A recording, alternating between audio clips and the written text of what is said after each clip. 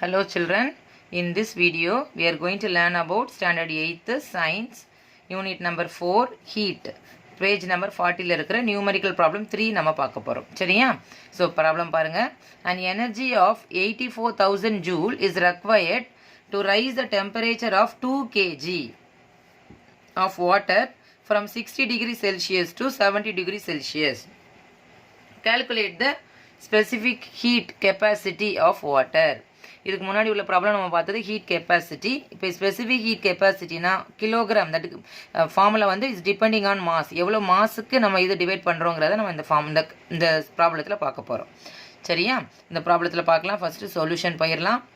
So சொல்யூஷனில் first நம்ம எழுத போகிறது given term.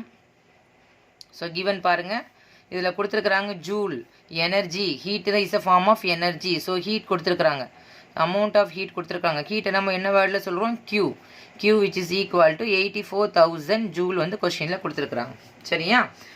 And rise the temperature of 2 kg of water. 2 kgனா நமக்கு கொடுத்துருக்க டேர்ம் என்னது? மாஸ். ஸோ மாஸ் கொடுத்துருக்குறாங்க which is denoted by the letter M which is equal to 2 kilogram கொடுத்துருக்குறாங்க சரியா. அது மாதிரி அடுத்தது பாருங்கள், சேஞ்ச் எவ்வளோ ஆகுதான்? 60 degree Celsius to 70 degree Celsius ஆகுதான். அப்போ நமக்கு டெம்பரேச்சர் தேவை.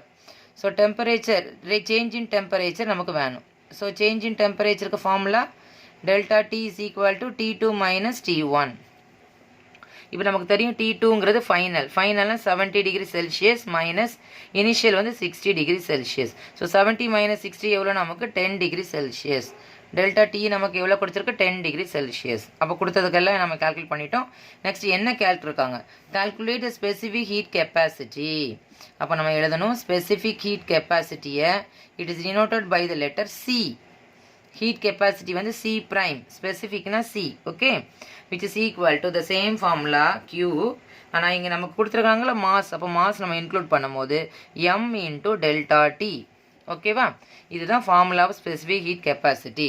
இதுதான் நமக்கு என்னது? Formula of to calculate specific heat capacity ஓகேவா. So specific heat capacity C is equal to substitute பண்ணணும். பாருங்கள், இப்போ இந்த இடத்துல சிக்கு பதிலாக நமக்கு இருக்கிற வேல்யூவெல்லாம் சப்ஸ்டியூட் பண்ணலாம். Q இஸ் ஈக்குவல் டு எவ்வளோ? 84,000 ஜூல் டிவைடட் பை மாஸ் எவ்வளோ நமக்கு? 2 kg இன்ட்டு டெல்டா T எவ்வளோ நமக்கு? 10 degree Celsius. So 84,000 2 kg 10 degree Celsius. ஒன்றும் இல்லை, டேரெக்டாக நம்ம கேன்சல் பண்ண போகிறோம். நல்லா பாருங்கள், ஃபஸ்ட்டு நம்பர்லாம் நான் எழுதிக்கிறேன். 84,000 ஓகே. நெக்ஸ்ட்டு 2 இன்ட்டு 10 எவ்வளோ? 20. ஸோ இந்த இடத்துல joule per kilogram degree Celsius ஓகேவா. ஸோ 0 0 கெட் கேன்சல் ஆயிரும். 1 2s are 2, 4 2s are 8, 200 okay. C எவ்வளோ? Specific heat capacity is equal to 4200 ஓகேவா. இது நம்ம கெல்வின் போடலாமா? J per KG, kilogram per kelvin ஓகேவா. இது நம்ம திருப்பி எப்படி எழுதலாம் அப்படின்னு சொன்னால் R 4200 joule kilogram minus 1 k minus 1 okay. So specific heat capacity that is C is equal to 4200 joule kilogram minus 1 k minus 1 okay. This will be the result.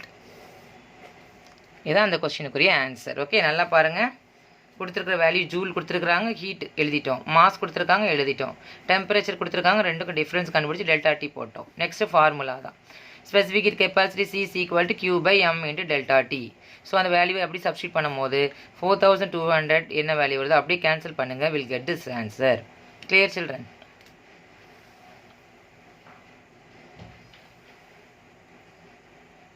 Thank you.